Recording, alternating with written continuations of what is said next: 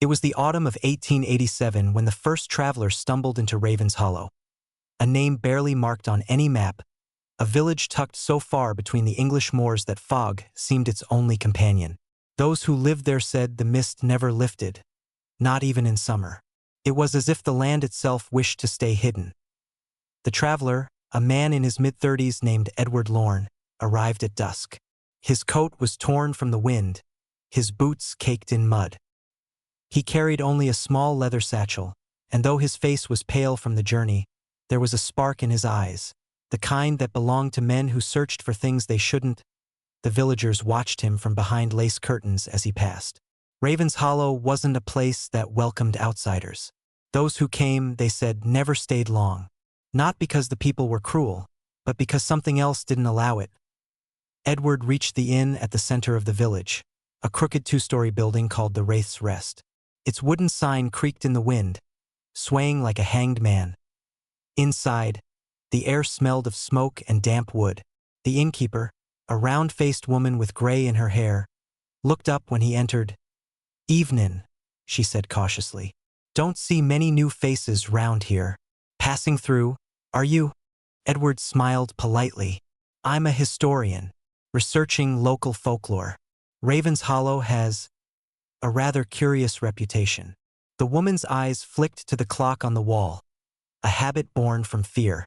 "Ain't much here to study, sir. Just quiet folk trying to live peaceful." But Edward noticed something strange. Every time he mentioned the word folklore, her shoulders stiffened. He set his satchel on the counter, sliding a few coins forward.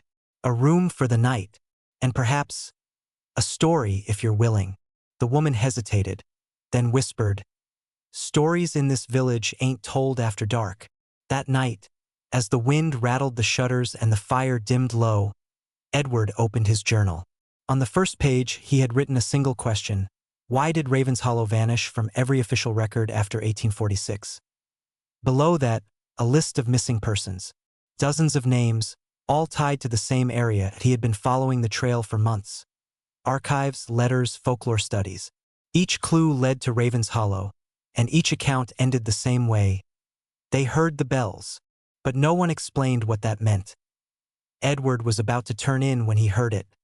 Faint, distant, echoing through the fog outside. A bell. Slow, hollow, ringing once every few seconds. That he froze. That he'd read the superstition. When the bell tolls from nowhere, Raven's Hollow counts another soul. The sound came again, closer this time. He went to the window, but the fog was so thick it swallowed everything beyond the glass. No tower, no church, no belfry. Just endless gray. And yet the bell rang on. Morning came heavy and gray. Edward found the village oddly quiet. Chickens hadn't been let out, children nowhere in sight. Only the innkeeper sweeping the front steps. "Rough night?" she asked without looking up. "I heard the bells," Edward said. "From where?" She stopped sweeping. The broom hung motionless in her hands. "There ain't been bells in Raven's Hollow for 40 years. Edward frowned. "Then what did I hear?" The woman's voice dropped to a whisper. "You heard the hollow, and once you hear it, it remembers you." That evening, Edward walked beyond the inn toward the old church ruins on the hill, the only structure left from before 1846. The fog thickened with every step, muffling sound, swallowing the path. When he reached the archway, he saw something half buried beneath the stones. A rusted handbell, its handle snapped, its body engraved with Latin words worn almost to dust. He brushed off the dirt, revealing the phrase, "Vocem mortui audient." The dead shall hear the voice. As his fingers touched the inscription, a chill ran through him so sharp it felt like a knife. The air shifted. Somewhere, faintly, the bell rang again, this time from within the church itself. But when he turned, there was nothing there, only silence. That night, he couldn't sleep. The inn's hallway creaked. The fire died out early. From the floor above came the soft, dragging sound of footsteps. Slow, heavy, deliberate. Edward grabbed his lantern, stepping into the corridor. "Hello?" he called to no answer. The sound stopped at his door. Then came a single knock, soft, almost polite. He opened it and no one stood there. But on the floor lay something small and old, a folded piece of parchment, tied with a faded red string that he opened it carefully. Inside was a single line, written in old ink that had bled into the paper. They rang the bell to forget. Now it rings for remembrance. Edward's hand trembled. He didn't understand it yet, but he would. Raven's Hollow hadn't been forgotten. It had been erased.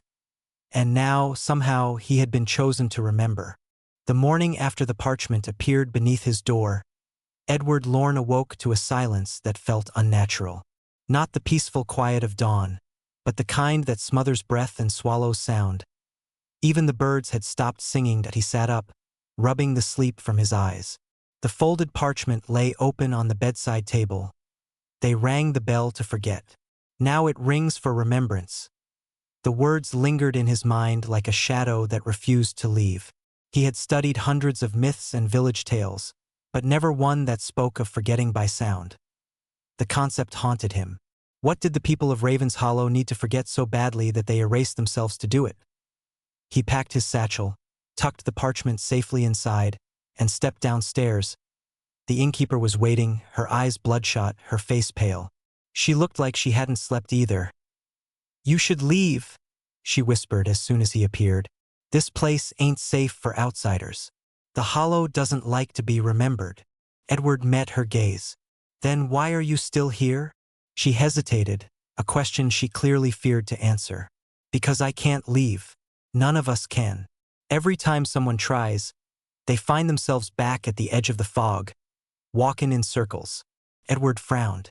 "Like the forest moves? Like it don't want us gone." He thanked her, left a few coins on the counter, and stepped outside. The fog was thicker than ever, dense, heavy, alive that it curled around the buildings like fingers. Soft but possessive, Edward's next stop was the old rectory, where the village records were rumored to be kept. The small brick building leaned sideways, its roof sagging, its windows opaque with grime. Inside, dust floated like ash in the dim light. Wooden shelves lined the walls, most bare, some stacked with damp books and warped papers that he found the church register. Brittle pages bound in cracked leather. Baptisms, marriages, burials, the usual rhythm of a village life. But something caught his eye. After 1846, every line was struck out. Not blank, not torn, erased. Someone had gone through every entry and smeared the ink until the names were nothing but dark smudges that he turned another page. The same. Another. The same. And then he saw it. A final entry, written in trembling script. "Let them forget. Let them sleep." The ink had bled so much that it looked like dried blood. Edward exhaled slowly. He'd seen erasures before, history written by victors, names lost to censorship. But this felt different. Personal. Desperate that as he turned to leave, something cold brushed his shoulder that he froze. The air behind him shifted. The faint scent of earth, like graves unearthed after rain. "Who's there?" he said, his voice unsteady and no answer. Only the whisper of paper point. One of the erased pages fluttered loose from the ledger, falling open at his feet in the center of the page. A single word had appeared, fresh, ink still wet. Edward. He stumbled back, his heart pounding. The ink glistened like it had just been written. But when he touched it, it smeared into nothing. The whisper came again, closer this time, a breath against his ear. "You shouldn't have come here." The ledger slammed shut. Edward ran from the rectory, out into the fog, down toward the inn. But the street was different now. The houses looked older, roofs sagging lower, windows shattered. The road beneath his feet was cracked and uneven. It wasn't the same Raven's Hollow he'd seen hours earlier. He looked around, confused. Then he saw a figure at the end of the road. A man standing perfectly still, wearing old tattered clothes, a wide-brimmed hat shadowing his face. "Excuse me," Edward called. "Can you help me?" The man didn't move. Edward approached slowly. "I'm not from here. I'm trying to understand." The man lifted his head. His eyes were pale, milky, sightless. His skin gray, mottled with something like ash. He opened his mouth, but no words came out. Only the faint sound of bells. The same hollow tolls he'd heard the night before, now echoing from within the man's chest. Edward stumbled back in horror.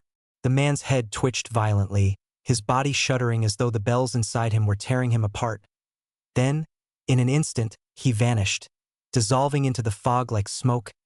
Edward stood there shaking, breath ragged, until a hand gripped his arm. He spun around and it was the innkeeper, her face pale as death. "You've seen him, haven't you?" she whispered. "The bellman. He only appears to those the Hollow remembers." "What is he?" Edward asked.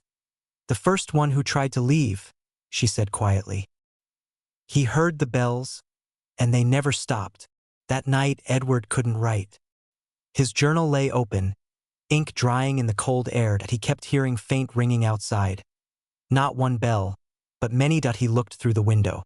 Shapes moved in the fog. Dozens of figures, pale and half-seen, walking in slow circles around the church ruins. Each movement in perfect rhythm with the tolling of unseen bells. He lit his lantern and stepped outside. The moment his foot touched the dirt, the figures froze, the fog parted slightly, and Edward saw their faces, blank, expressionless. Their eyes clouded like the man from before. They turned toward him in unison. The air trembled with the sound of bells. He tried to speak, but the words caught in his throat.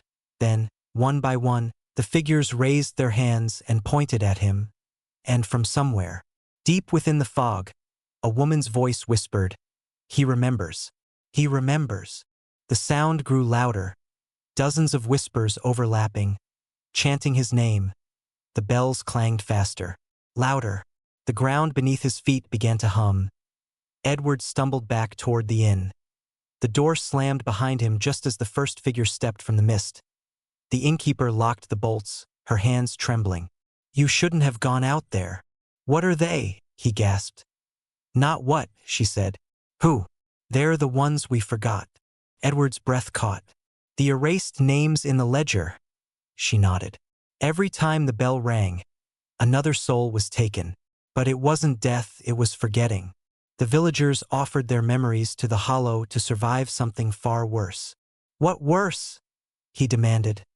The woman stared into the fire, voice hollow. "There was a sickness once. It wasn't of body, but of mind. It made people remember what they shouldn't, things from before this village was built. The bell was made to silence it, to make us forget." Edward shook his head. "That's impossible. You can't erase people by sound." She looked at him, tired, resigned. "You heard the bells, didn't you? Then you already know that's not true." Later that night, when the fire had burned low, Edward dreamed that he stood in the ruins of the church again. The bell hung whole this time, shining like gold, swaying gently in a wind that didn't exist, and a figure stood beside it. A woman in a tattered cloak, her face hidden by a veil. "Why me?" Edward asked. The woman's voice was soft, but it echoed like thunder. "Because you remember what must stay forgotten, and memory is the curse." She lifted the veil. Edward screamed. Edward woke with a scream caught in his throat. The room was dark, the fire long dead. For a few moments, he didn't know where he was. The dream had felt too real. The woman's face lingered in his mind. Hollow eyes, cracked lips, the faint gleam of gold dust clinging to her skin. And that voice, ancient, echoing through the fog of memory. "Memory is the curse." He sat up, heart racing. The inn was silent again. No footsteps, no wind, just that endless, suffocating quiet that seemed to define Ravenshollow. On the bedside table lay his journal.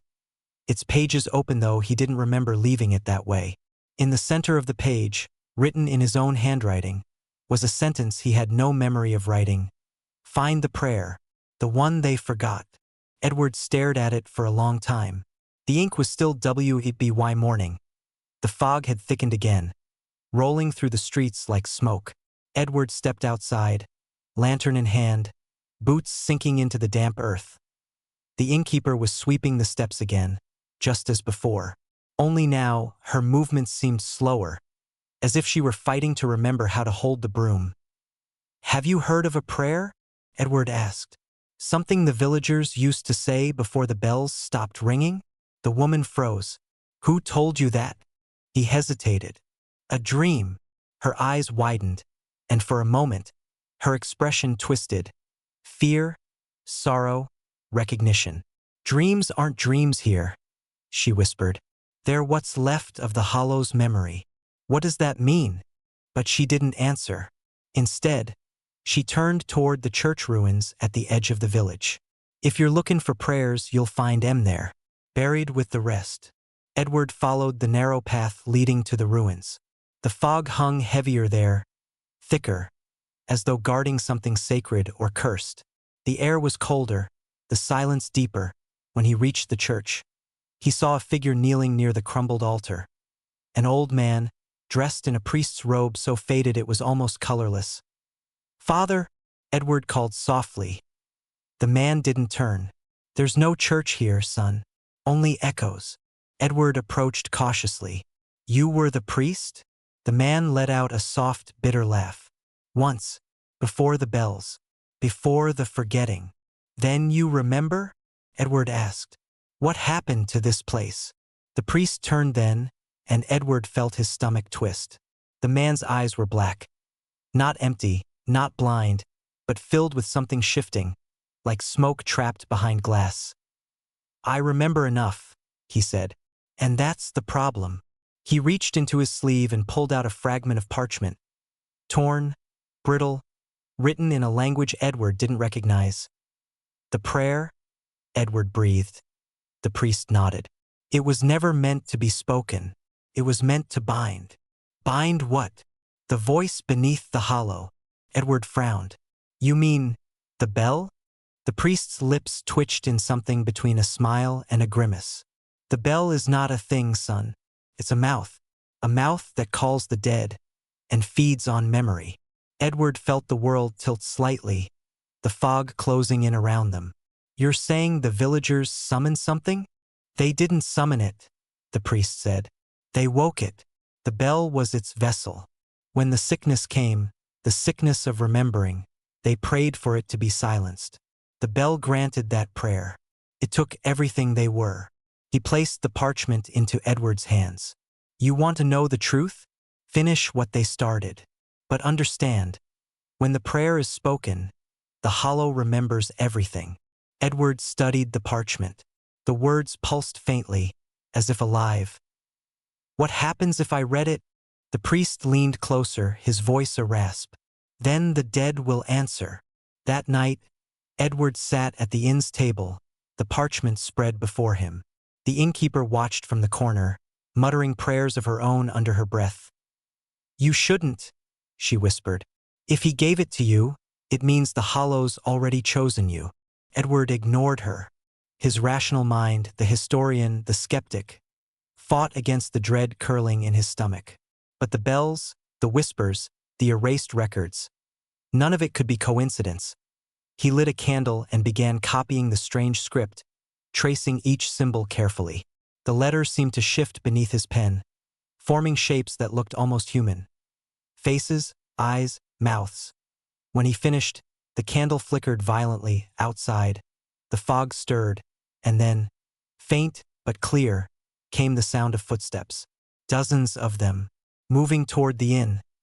Edward rose slowly. Through the window, he saw shadows emerging from the mist. The forgotten villagers, pale and silent, gathering once more. The innkeeper began to sob quietly. "They know," she whispered. "They feel the prayer waking." The parchment fluttered in a wind that came from nowhere. The ink bled, reforming itself into new words. "Speak and remember." Edward felt something inside him snap, fear giving way to grim curiosity. He took a breath and began to read. The air changed instantly. The sound of bells erupted, loud, violent, as if the entire world were shaking apart. The floor trembled. The walls groaned. The villagers outside began to scream, not in pain, but in recognition. Each cry a fragment of memory returning. Edward clutched his head as visions flooded his mind. Flashes of another Raven's Hollow, bright and alive, children laughing, people singing. And then fire, screams, bells tolling as the sky turned black. That he saw the priest, younger, holding the same parchment, chanting over a burning altar. He saw the bell melting, the sound twisting into something alive. And then, darkness. The vision stopped. Edward fell to his knees, gasping for breath. The inn was silent again. The fog outside had lifted, just slightly, revealing the outlines of the village more clearly than before.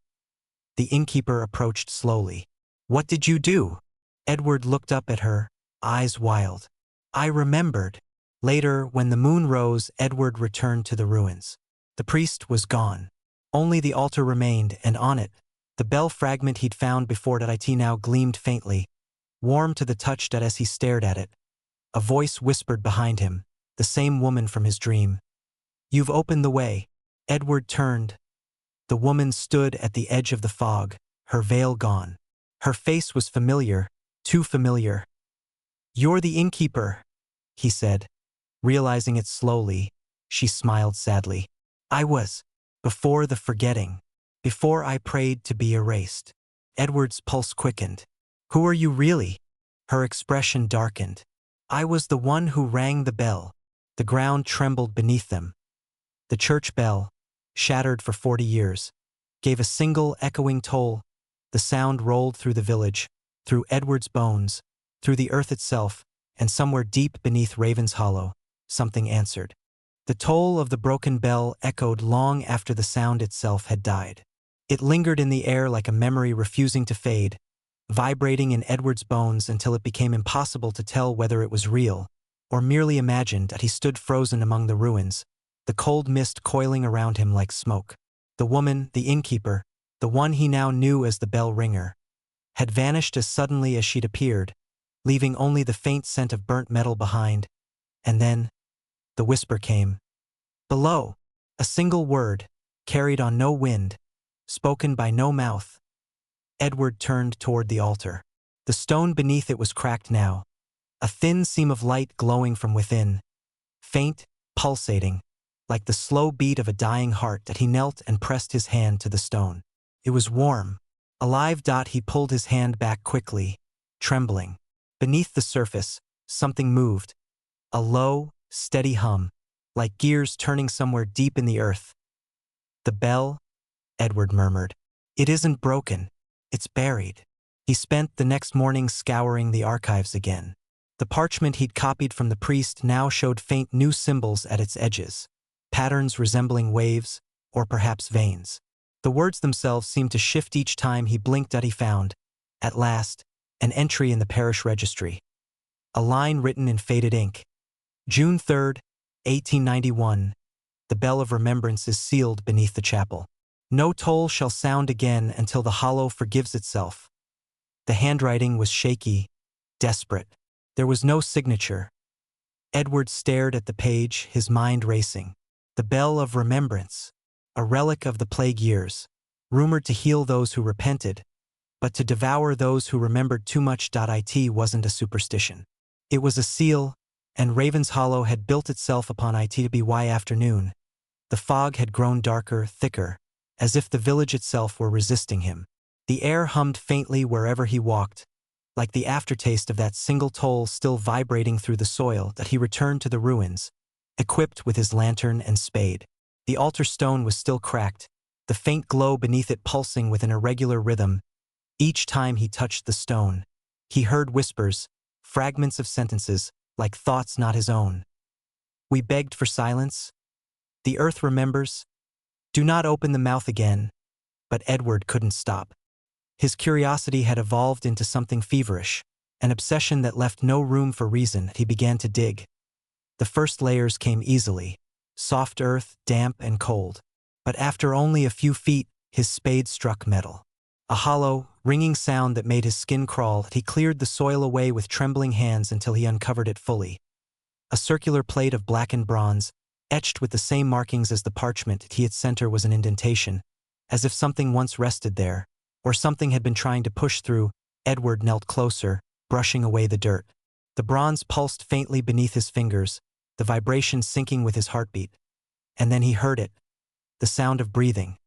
Not from behind him, not from above, but from beneath the plate, slow, steady, human. He stumbled back, nearly dropping his lantern. The glow from the crack brightened, the earth trembling softly. The whispers grew louder. Dozens of voices now, layered atop each other like a choir of the damned. "You've woken us?" Edward fled the ruins, heart hammering, breath shallow. He didn't stop running until he reached the inn. Inside, the innkeeper was waiting for him, or rather, what remained of her. Her eyes were pale now, her skin almost translucent. The edges of her form seemed to waver, as if she were being erased in real time. "You went below," she said softly. "You shouldn't have." "I saw it," Edward gasped. "The bell, it's buried under the church. It's alive." She shook her head. "Not alive. Remembering." "What does that mean?" "The bell remembers everything we tried to forget," she said. "Every sin, every prayer, every death. That's what feeds it. When the last ringer sealed it away, we thought it would sleep forever. But it never forgot us. It only waited." Edward frowned. "Waited for what?" Her gaze fell on him. "For you." That night, the dreams came again. He stood in the square of Raven's Hollow. But it was no longer a ghost village. It was alive, thriving, filled with laughter and music. The bells were ringing, clear and bright, and he turned and saw the innkeeper. Younger, smiling, dressed in white. She was carrying a golden rope in her hands. "Ring it," someone said, "for remembrance." She pulled the rope, and the sound that followed wasn't a bell. It was a scream, a deep, endless wail that seemed to tear through reality itself. People began to fall where they stood, clutching their heads. The sky split open. The ground began to devour the village whole. Edward watched as the innkeeper screamed. Not in fear, but in guilt, and threw herself at the bell, trying to silence it, and then, darkness. Edward awoke drenched in sweat. The fog outside was no longer still. It churned violently, pulsing with faint red light, that he stumbled to the window. The village was changing. The streets were shifting, the buildings bending in impossible angles. Shadows moved where no light fell, and then, faintly, beneath the chaos, he heard it again. The toll, once, twice, a third time. Each strike echoed through his chest, dragging memories that weren't his into his mind. Faces, laughter, screams. Lives that had ended centuries ago. He clutched his head, gasping. "Make it stop," a whisper answered from behind him. "It never stops. You just forget." He turned, and there she was again, the bell ringer. Her form was flickering now, her voice distant. "It's remembering too fast. If it awakens fully, Raven's Hollow will return. Not as it was, but as it died." Edward stared at her, horrified. "Then tell me how to stop it." She hesitated, then whispered, "The prayer you spoke. It was only half. The rest lies where the bell's shadow fell. Find it before the seventh toll." "The seventh toll?" Edward asked. But before she could answer, the inn shook violently. A deep, guttural sound rose from the ground, the unmistakable groan of shifting metal. The bell was waking. Edward ran. Through the square, past the distorted buildings, toward the ruins. The ground pulsed beneath his feet, cracks glowing faintly with golden light. He reached the altar just as the fourth toll sounded. Louder now, shaking dust from the ruins. He dropped to his knees and began searching frantically for the shadow the woman had spoken of. And then he saw it, carved into the earth behind the altar, barely visible beneath the moss. Another inscription, the same words as before, but reversed. He brushed the dirt away and read aloud, voice trembling. "To silence remembrance, one must forget the self." A chill passed through him. The meaning was clear. The bell couldn't be destroyed, only bound again through sacrifice. The innkeeper had done it once. Now it demanded another. The fifth toll rang, closer now, too close. Edward gripped the parchment tightly. "If this is the only way," he whispered, "then let the hollow remember me." He began to chant. The ground cracked open. Light poured from the fissures. The air filled with voices, thousands of them, each calling his name. The sixth toll sounded, tearing through the sky. Edward's vision blurred. He felt himself fading, piece by piece, his memories unraveling like thread. Faces. His father, his childhood, his first love, all dissolving into mist. He smiled faintly through the pain. Let it end. The seventh toll struck, and everything went silent. When the sun rose over Raven's Hollow the next morning, the fog was gone. The ruins stood quiet, peaceful, and no trace of Edward remained, and no sign of the bell, or the light, or the cracks. Only a single line carved into the altar. He remembered so the rest could forget. 40 years had passed since anyone had dared to enter Raven's Hollow. The village was gone from every modern map, swallowed by the forest that crept over its bones. Roads that once led there had vanished beneath roots and moss. Locals called it the hollow that breathes. They said the air itself was alive, that if you stood too long on the old trail you could feel it exhale. Doctor Eleanor Hart didn't believe in folklore. She believed in evidence. A historian and archivist at Oxford. She had spent her career chasing forgotten tragedies. And now, Raven's Hollow had found her. It began with a lettered no return address. No name, just an aged envelope containing a single object. A leather-bound journal, its cover cracked and blackened by time. Inside, written in delicate, trembling handwriting, were the words, "The Raven's Hollow Investigation, 1891. Edward Lorne." The entries were fragmented, barely legible. Many pages were smudged with what looked like ash. Eleanor read the first line aloud to herself. "The bell remembers." She turned another page. Sketches of the church ruins, the strange symbols Edward had copied, a series of notes written hastily between paragraphs. Dreams repeating, voices in fog. The priest said the bell breathes.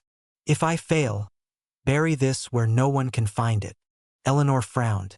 The handwriting grew more erratic near the end, lines of text slanting downward as if written in haste. The final entry read, "If this reaches another, tell them the bell is not metal. It is memory." And beneath it, scrawled in uneven script, "Do not remember me." 3 weeks later, Eleanor was standing at the edge of the forest. The path to Raven's Hollow was overgrown, the air thick with the damp, heavy scent of soil and decay. Birds avoided the area entirely. Even the wind seemed to stop at the tree-line. "Just trees and old superstition," she muttered, tightening the strap of her satchel. She stepped forward. The world behind her went quiet and no birdsong. No breeze. Just that faint, almost imperceptible hum. Like a slow, steady breath echoing through the ground. She stopped once, halfway through the forest, to rest near an old milestone. Its inscription was eroded, but she could just make out the faint words. "To those who forget, peace." She shivered and kept walking. By dusk, she reached the remnants of the village. What she found wasn't ruins, not exactly. More like shadows of buildings, their outlines half swallowed by the earth. Stone walls slumped under the weight of ivy. Doorways led to nowhere. And in the center stood the church, the one Edward had drawn in his journal. It was smaller than she expected. The bell tower had collapsed long ago, the altar split in two. But something about the space felt wrong. The air seemed thicker there, as though sound itself struggled to exist. She set her lantern on the ground and opened the journal again. Comparing the sketches to her surroundings, everything matched, except one thing in Edward's sketch. The altar crack glowed faintly, marked with the words "below." Here the stone was smooth, clean, too clean. Eleanor knelt and ran her hand over the surface. The rock was cold, but as her fingers brushed the center, she felt something give. A hollow beneath the stone. She pressed harder.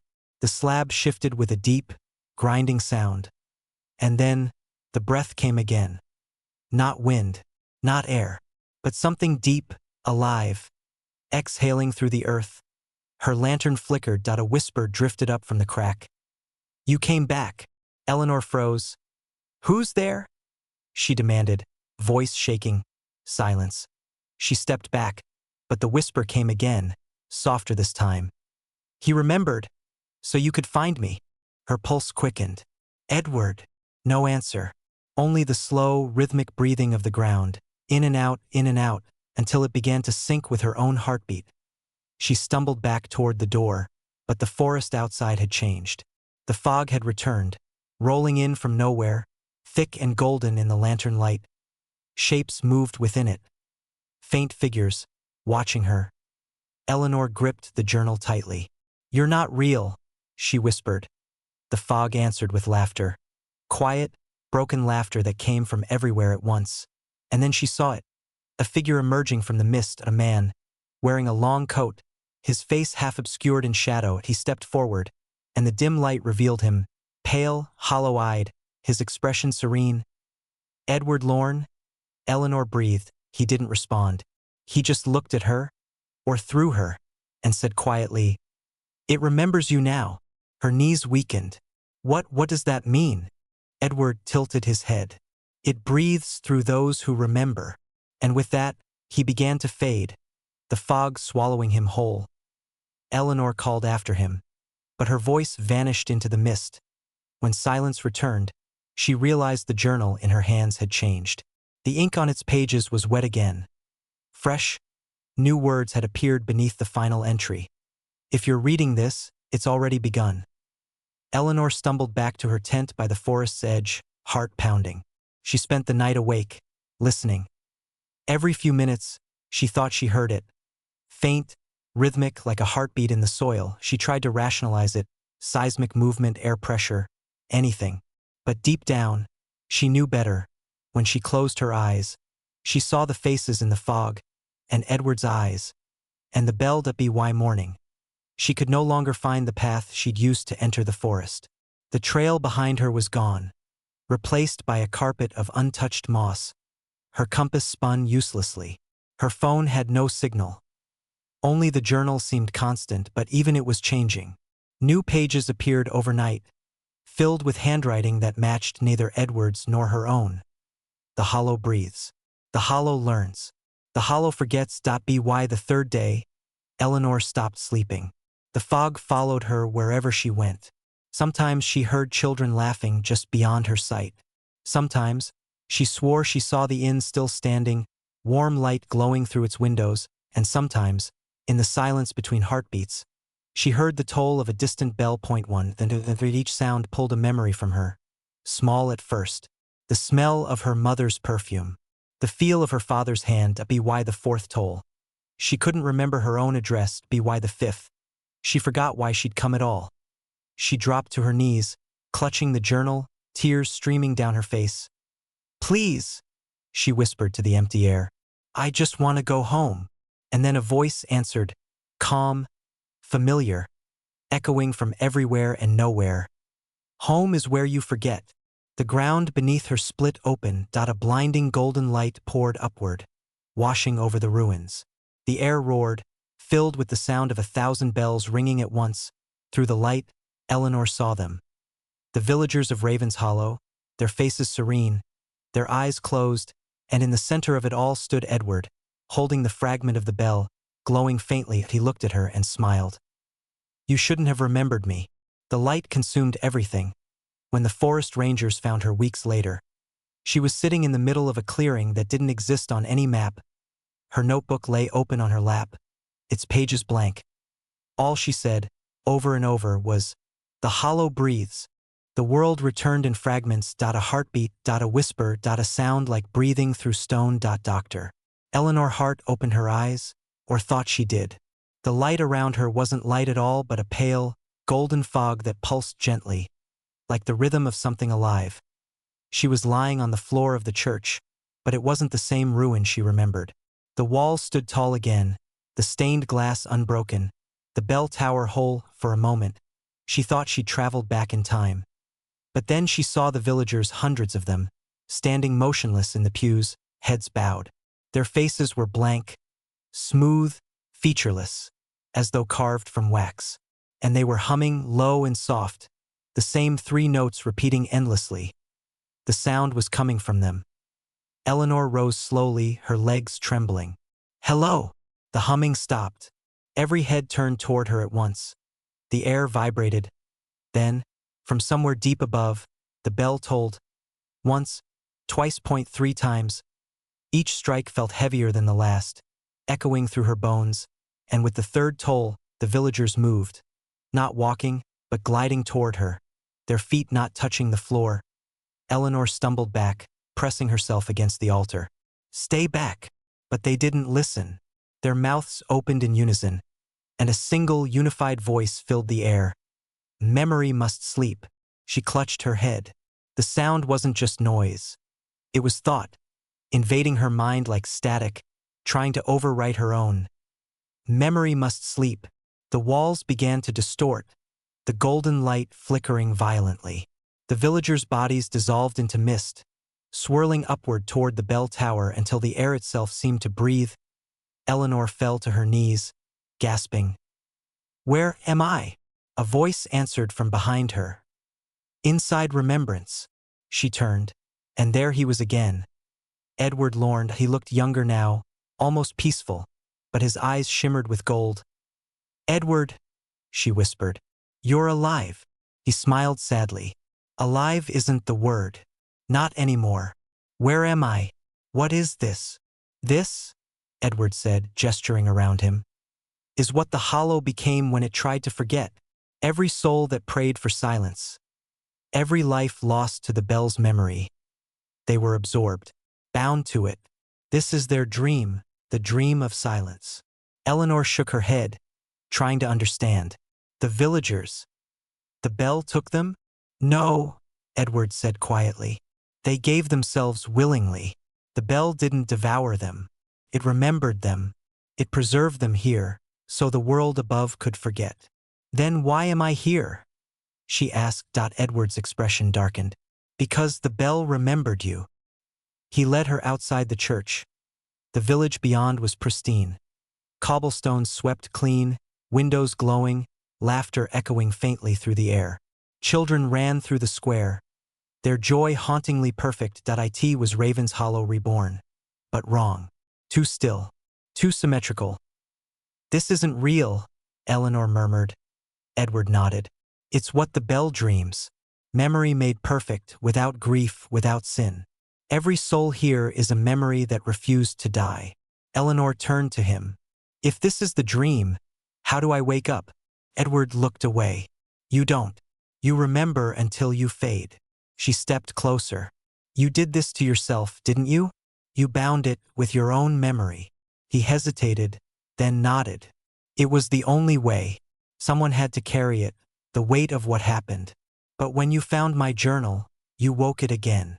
So it's my fault." "It's no one's fault," Edward said. "The bell doesn't punish. It only preserves." She frowned. "Preserves what?" He met her eyes. "The truth." A low rumble shook the ground beneath them. The golden sky rippled. Edward stiffened. "It's stirring again." "What is?" "The part of it that wasn't supposed to wake." The air shifted. The villagers stopped moving, heads snapping toward the church tower. Their perfect faces began to crack, light spilling from within. "The bell is dreaming of silence again," Edward whispered. "It wants to rest, but you're the noise that won't stop." "What do I do?" Eleanor cried. He pressed something into her hands. A fragment of metal, warm and pulsing. It was a shard of the bell. "Take it," he said. "It's your anchor. If you can carry it beyond the dream, the hollow will sleep again." "How do I leave?" "You'll know," Edward said softly. "But you won't come back." He looked up as the bell tolled once more, the fourth toll. The light around them shattered, the world dissolving into storm and sound. "Go!" he shouted. "Before it remembers you completely." Eleanor ran. The streets twisted beneath her feet, the houses folding in on themselves like paper. The villagers reached for her, their bodies stretching unnaturally, their faces melting into streams of gold. She stumbled toward the edge of the village, clutching the bell fragment tightly. Every breath felt heavier, the air thickening until it was like breathing water. Then came the fifth toll, louder than thunder, sharp as lightning. The ground split open, and from the chasm below rose a vast, dark shape. The bell itself. It wasn't metal. It was flesh. A living thing, its surface pulsing like skin, veins of molten gold coursing beneath it. From its center came a low, shuddering moan, like the sigh of something ancient waking from a dream. Eleanor fell backward, horrified. "What are you?" she whispered. The bell answered, not with words but with thought. "I am what they made when they asked to forget." Visions flooded her mind. The plague, the desperation, the priest forging the bell from the ashes of the dead. Each toll wasn't just sound, it was a promise. Forget the pain. Forget the dead. Forget the sin. But memory is never erased.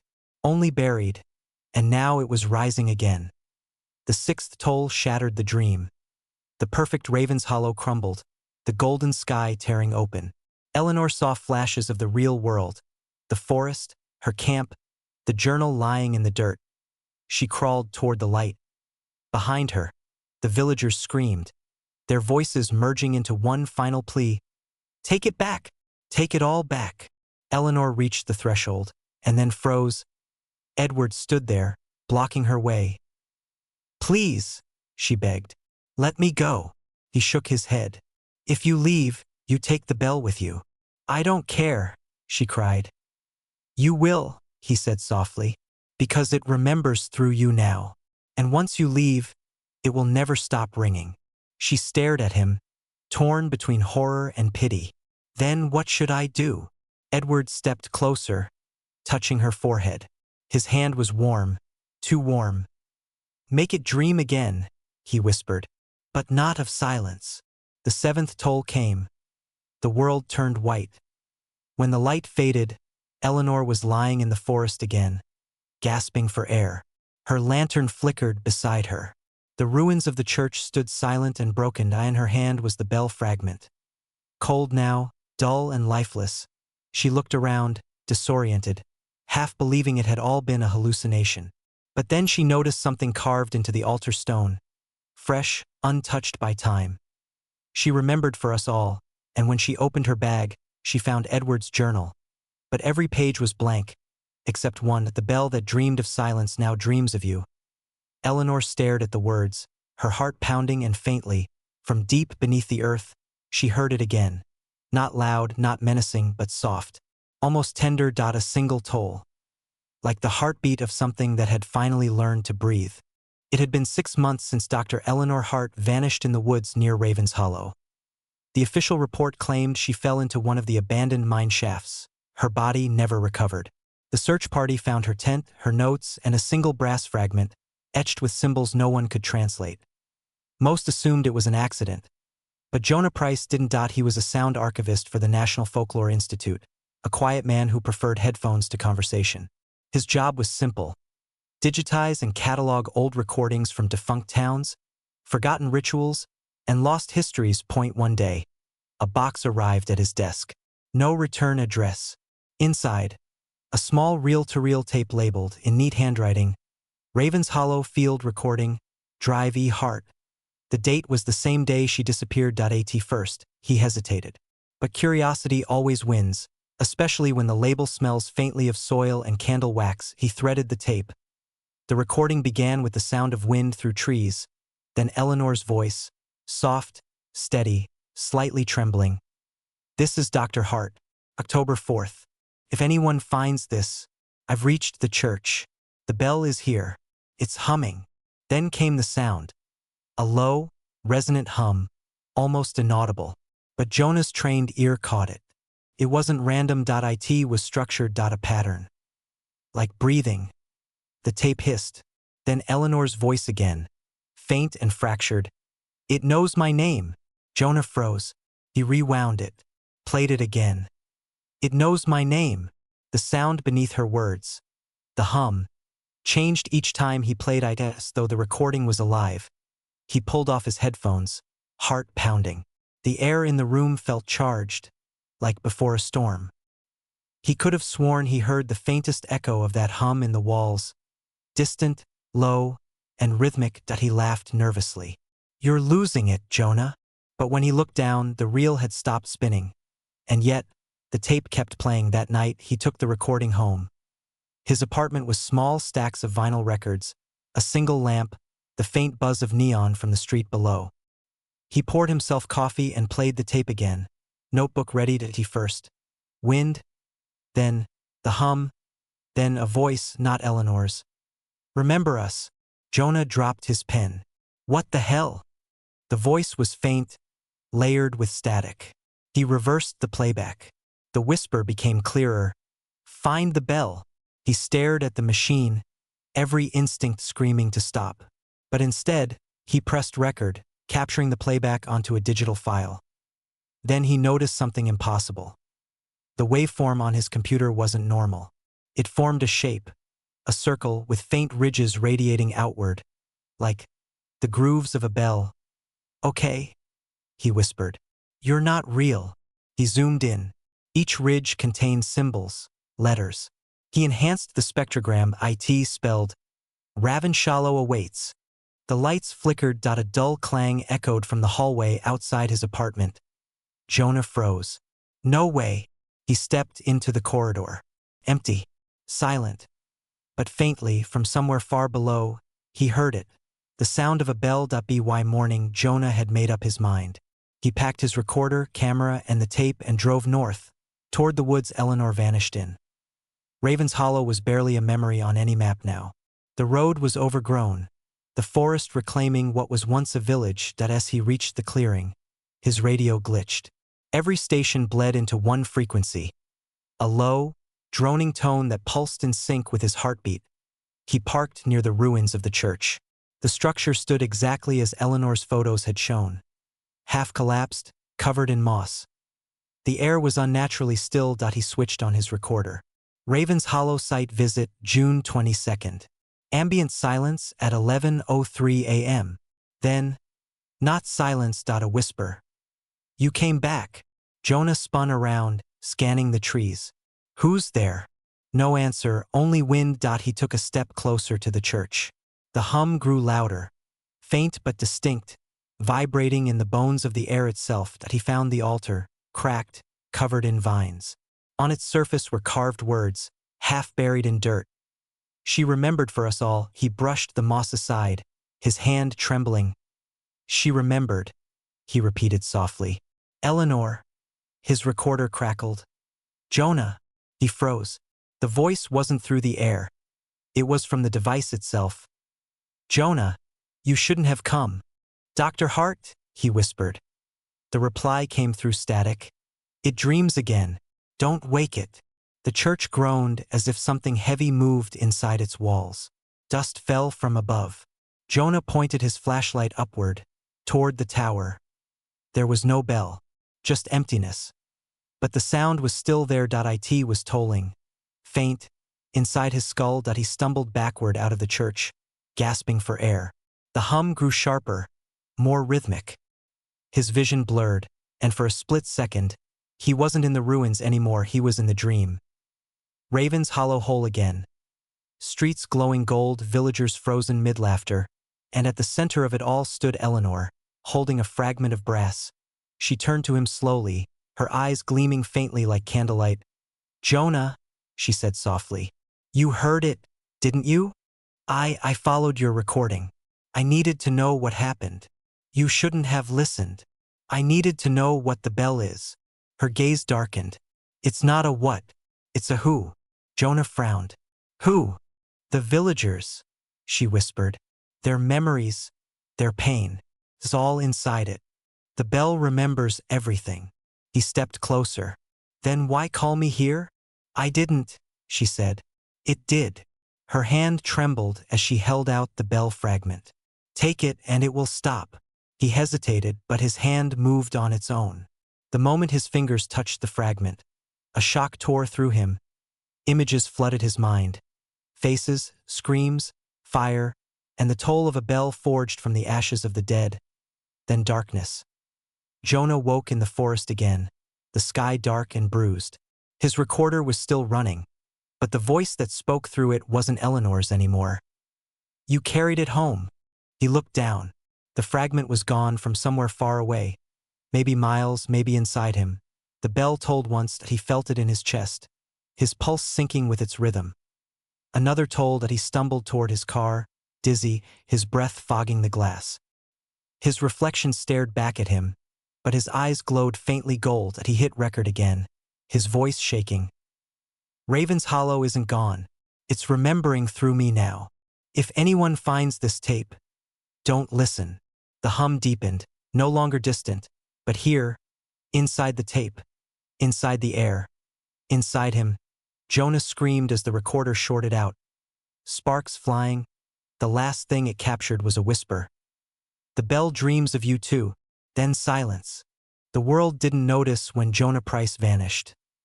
Archivists disappear quietly. No headlines, no investigations, just another file marked unresolved.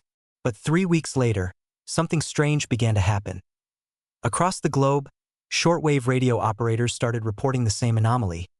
A low, rhythmic hum breaking through every frequency, repeating every 7 hours and 13 minutes. It wasn't random static, it was a pattern. At 3:13 a.m. Universal Time Coordinated. Every receiver tuned to it, from Norway to New Zealand, recorded the same 4-second tone. A deep, metallic resonance followed by a whisper. "Do you remember?" The voice was faint and different each time.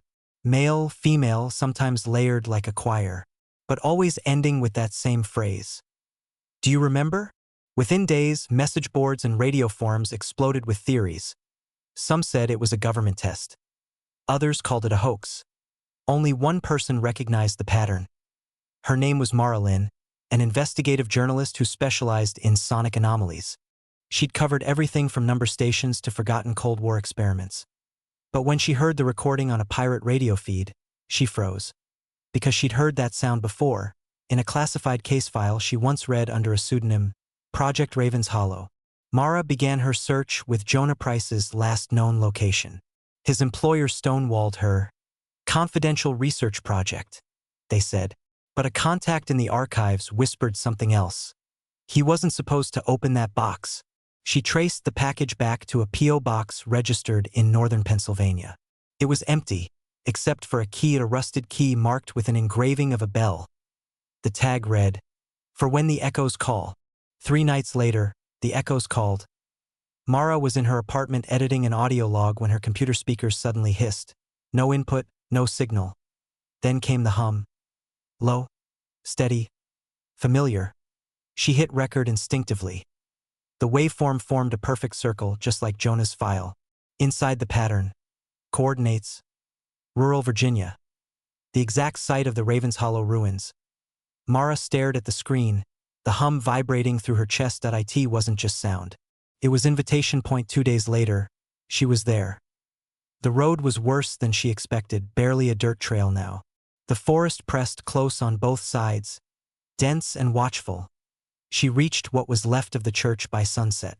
The air was unnaturally still, every sound swallowed by the trees. Setting down her camera, she spoke softly into her recorder.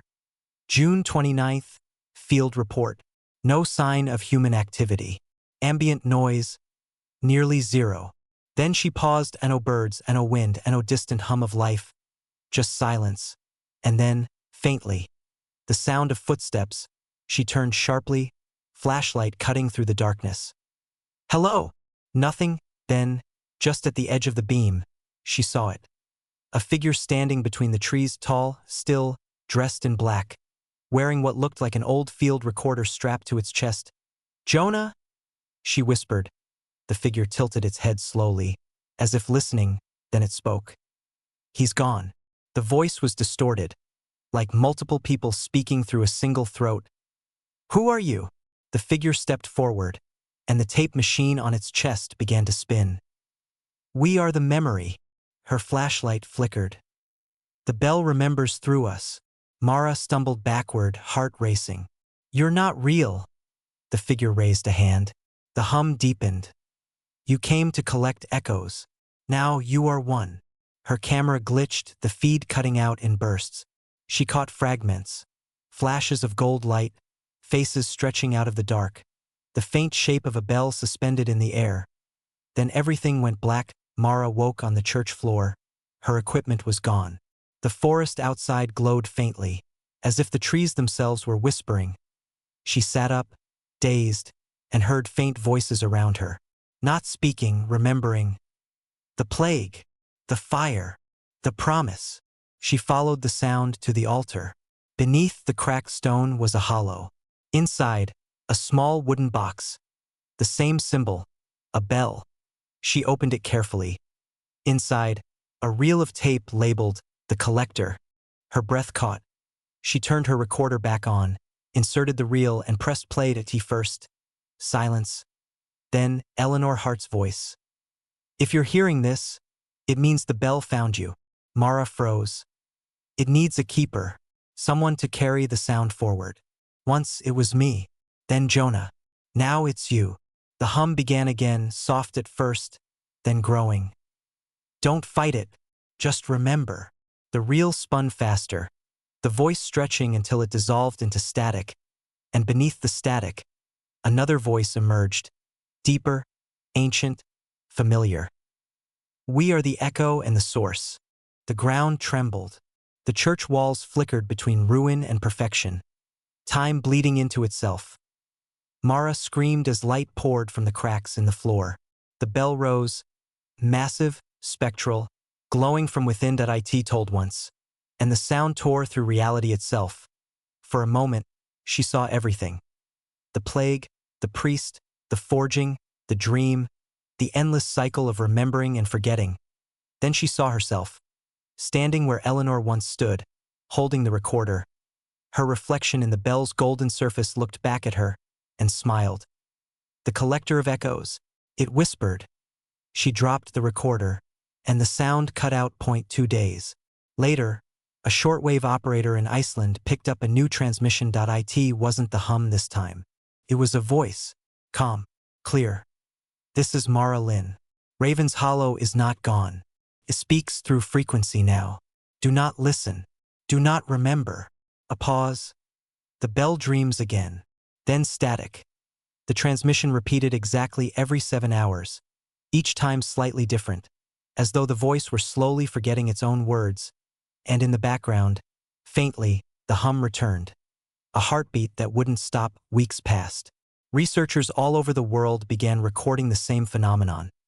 The hum embedded itself in music, in phone calls, even in silence between sounds. It didn't ask to be found. It only asked one question, whispered softly through every device.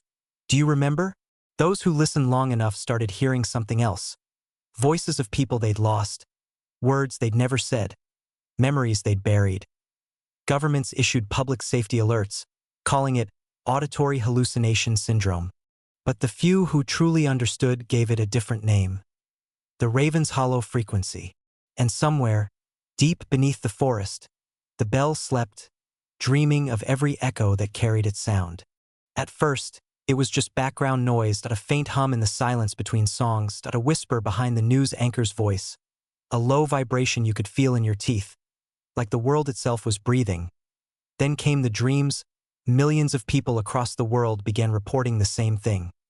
They were standing in an empty village, golden light bleeding from the sky. A bell tolled once, twice, 3 times, then a voice, always the same, whispering, "Do you remember?" And then they'd wake up, the hum still faintly ringing in their ears. Governments called it a global psychogenic event. Doctors called it mass auditory hallucination. But to those who truly heard it, it wasn't in their heads. It was inside the air itself. In Chicago, a subway operator named Miriam Hale was the first to record it. Her night shift was usually empty, just the low hum of rails and the occasional spark of neon through the tunnel. But that night, as her train slowed at Ravenswood Station, every light flickered out, complete darkness. She heard it then. A low tone reverberating through the walls, so deep she felt it in her chest. She turned her radio on. Static. Then, faintly, "Miriam." She froze. "Who is this?" "It's me." Her heart nearly stopped. The voice was her son's, the one she'd buried 5 years ago. "Do you remember?" The hum deepened. Every window reflected the same impossible image. Her son, standing in the tunnel, face pale, eyes glowing faintly gold. Miriam stumbled backward, sobbing. "No, no, no," the radio screamed. Not feedback, but the sound of the bell. And when the lights came back, she was alone. The train hadn't moved an inch, but her recorder, still running, had captured it all. The transmission was later analyzed by engineers. The waveform formed a perfect circle. The same symbol found in the Raven's Hollow tapes. By the end of the month, thousands of similar recordings had surfaced, each from a different country, each with unique voices, yet all bound by one phrase, "Do you remember?" Satellite transmissions began to glitch, Digital assistants repeated words unprompted, and phone lines carried whispers between static. The hum was no longer a frequency, it was a language, a memory speaking through the infrastructure of the world itself. And wherever it spread, people began to change. In Tokyo, a man who had lost his wife to a flood began hearing her lullaby through his apartment intercom. In Cairo, a teacher reported her students all writing the same word on the blackboard, Raven's Hollow. In Berlin, a live news broadcast captured the anchor's reflection whispering before she did. It wasn't haunting them, it was teaching them to remember. But remember what? That was the question no one could answer. Until the Raven's Hollow Research Division released a leaked memo, one that had been buried for nearly a century. The memo described an experiment in 1903. A group of villagers infected by plague were promised salvation by a priest who forged a bell from their ashes. When it rang, they vanished, their names, their records, their memories, all erased, but their consciousness, their echoes, remained bound to the sound. The bell was meant to silence pain. Instead, it silenced reality, and now, through Mara Lin's final broadcast, it had learned how to transmit itself. By October, the world had changed. Entire cities reported blackouts lasting hours, during which everyone experienced the same hallucination: a golden sky, a silent village, and the toll of a bell. When power returned, some people claimed to have lived years inside that dream. Others forgot entire weeks of real time. Scientists dubbed it echo convergence syndrome. Philosophers called it collective memory bleed. But those who truly understood began whispering a different name: the second dream. In a government bunker beneath London, an emergency broadcast was recorded, never officially released. This is Prime Channel 7. We are advising citizens not to listen to unauthorized frequencies or recordings associated with the Raven's Hollow anomaly. The sound contains cognitive contagion properties. Do not recall its tone. Do not repeat its phrase. Do not. Then static. Then a whisper, layered and soft. Do you remember? The operator screamed. The feed cut to black. That broadcast looped for 3 hours on every channel across Europe. Meanwhile, in a small apartment in Toronto, a blind musician named Anna Kova sat at her piano, headphones on, recording a new composition. Her father had died in the Raven's Hollow incident 20 years ago, one of the early researchers. She never knew him, only his notes and fragments of static. When the hum began bleeding into her recordings, she didn't run. She listened. And in that hum, she heard music. Each toll, each vibration had pitch, harmony, resonance, all perfectly structured. The bell wasn't just remembering. It was composing. Anna played along, the notes forming themselves beneath her hands. Her eyes filled with tears. "Father?" she whispered. The hum responded, perfectly in tune. "Remember." Her fingers trembled as the melody unfolded. Haunting, gentle, infinite. The piano resonated like a cathedral of echoes. When she stopped, she realized the hum had faded, but her recording device still spun. She played it back, and the melody was there, clear and pure, a new sound at the end, faint, almost tender. The bell dreams through you. Within days, Anna's composition, titled Echo Sonata, went viral. People described strange sensations while listening. Memories they'd forgotten resurfacing, voices of lost loved ones whispering faintly through the chords. Streaming platforms tried to remove it after reports of shared hallucinations. But the file wouldn't delete. Every time it was removed, it re-uploaded itself from anonymous accounts around the world. Researchers finally decoded the song's waveform. It wasn't random. It was a map, coordinates, all leading back to Raven's Hollow. News crews descended on the region, but no satellite could capture it. Every image showed only fog, golden, shifting, alive. Radio operators reported that all signals from within the area carried one message, endlessly looping: memory must sleep. And beneath it, another whisper, almost hidden: the dream is nearly awake. By year's end, the hum had become part of life and no longer feared. Almost accepted, children hummed it subconsciously, old radios played it between channels. It lived in the spaces between silence. The world had changed. Not destroyed, not possessed, but remembered, and somewhere beneath the earth, the bell pulsed faintly, as if content at IT had taught humanity the one thing it was forged to forget, that memory, no matter how painful, is what keeps the world alive. But dreams never stay still, because, even in silence, something was stirring, a new resonance forming deep within the hum, more powerful than before, something that sounded almost like a heartbeat. And then, softly, almost lovingly, a new phrase whispered through every device, every signal, every mind. It's time to wake. At first, no one noticed the change. The hum had become so constant, like the air, like gravity, that silence now felt unnatural. People slept to it, worked to it, dreamed with it. But one morning, all across the world, it stopped. No sound, no vibration. Just absolute, crushing silence.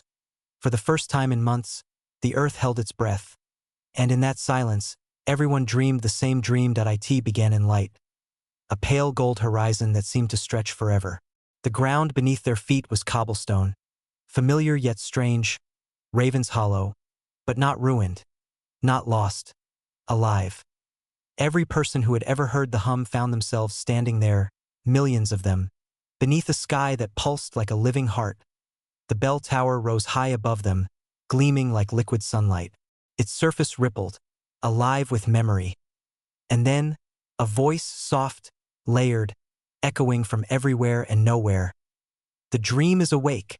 The crowd turned. At the center of the square stood Eleanor Hart, her white coat glowing faintly, her eyes filled with gold. She looked older now, not in body, but in presence, as if time had bent around her. "You came," she said gently. "All of you." From behind her stepped Jonah Price, his once nervous face now calm, serene. And beside him, Mara Lynn, holding the old field recorder against her chest. "We carried the sound," Mara whispered. "And the sound carried us." The crowd murmured, millions of voices blending into one. "Where are we?" someone asked. Eleanor smiled sadly. "In between. The place the bell was meant to hold forever. Memory without body, dream without death. Why bring us here?" Her gaze softened. "Because it's time to decide. To end the cycle." Above them, the bell began to toll. Once, twice. Each note resonated like thunder inside their bones. But the third toll never came. Instead, a crack ran down its side, light spilling out like molten sun. The golden sky flickered, revealing glimpses beneath. Cities collapsing, oceans glowing with static, machines humming in unison. Reality itself was unraveling. Mara's voice trembled. "It's crossing over. The dream and the world. They're merging." Eleanor nodded slowly. "It's what it was always meant to do." The bell was never a curse. It was a bridge between what was forgotten and what was lost. Jonah looked at her, fear in his eyes. "Then how do we stop it?" "You don't," she said. "You remember it." The crowd began to change. Their faces blurred, shifting between past and present, ancestors and descendants blending into one continuum of memory. Children cried out as they saw their great-grandparents' faces in mirrors. Lovers watched strangers' eyes flash with moments that weren't their own. It was beautiful and horrifying. Every memory that had ever existed was returning, flooding into every mind. The pain of wars, the joy of births, the echoes of every whisper ever spoken. Eleanor knelt on the cobblestone, tears streaking down her face. "This is what the bell carried all along." Mara reached out, gripping her shoulder. "If it keeps going, there'll be nothing left, no difference between past and present." Eleanor's voice broke. "Maybe that's what it wants, to make the world whole again. No more forgetting, no more loss." Jonah stared at the cracking sky. "Then we'll lose ourselves in it." A pause. Then Eleanor whispered, "Maybe that's the price." The bell split open. The sound that came out wasn't a toll. It was every sound. Every cry, every laugh, every voice in human history, layered and infinite. It wasn't noise. It was truth, raw and unfiltered. The crowd fell to their knees, their minds burning with the flood of remembrance. Jonah clutched his head. "I can hear them all, the villagers, the dead, everyone." Eleanor reached for him, shouting above the roar. You have to anchor it. Remember yourself. He focused, trembling, his voice breaking. My name is Jonah Price. I'm... The sound swallowed him, and when it faded, he was gone. Mara stood alone beside Eleanor now, the recorder in her hands glowing with golden light. It's recording, Mara said quietly. It's been recording since the first hum. Eleanor turned to her. Then finish it. How?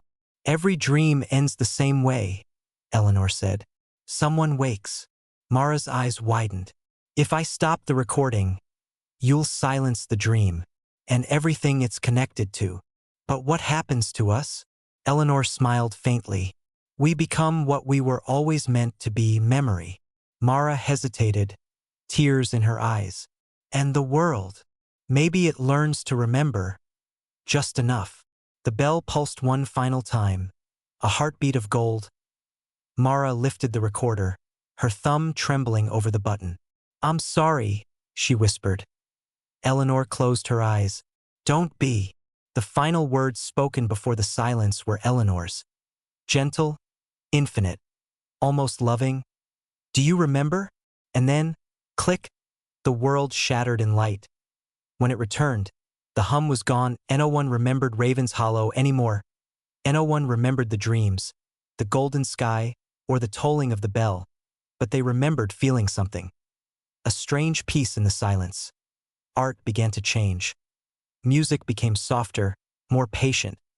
People began visiting forgotten graves, reviving lost languages, forgiving old enemies. They didn't know why. They just felt like it mattered to remember. Months later, a field technician cleaning out an old radio station near Virginia found a single reel-to-reel tape. Unmarked, coated in dust, he almost threw it away until he noticed the faint symbol scratched into the metal casing. A bell. He loaded it into a player, static. Then, softly, a woman's voice. This is Mara Lynn. Final log. The Raven's Hollow frequency has been neutralized. The dream is quiet. A pause. But if you're hearing this, it means it's awake again. A faint hum began to build beneath her words. Soft, gentle, almost musical. Remember carefully. Then silence. The technician smiled, shaking his head. Weird old folklore junk, he muttered. He shut off the tape and tossed it in a box of old recordings bound for the archives. As he walked away, the recorder light flickered on by itself, and faintly, from deep within the static, a single toll echoed, slow, distant, like the heartbeat of the earth. Then a whisper. The dream never ends.